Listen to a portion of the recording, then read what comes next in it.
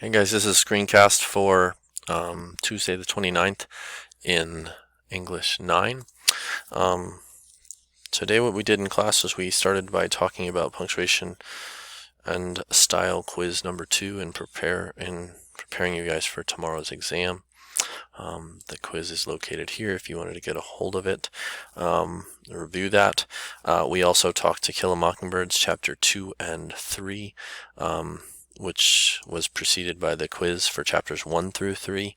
The Go formative code is here. Let me know if you take it after the fact so that I can be sure to get you points. The other thing that was worth at least mentioning is that your rhetorical or your persuasive essay about the likes dislikes was due today.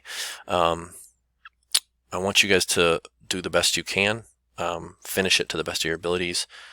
If you haven't gotten points for your rough draft yet and you need to show me proof of edit, then please make that happen before you submit your final draft. If you can get your final draft in submitted this week, you shouldn't receive any penalty whatsoever for that. So just finish up your likes, dislikes essay to the best of your ability, and let me know of any questions. Thanks for your time. Sorry you missed us today.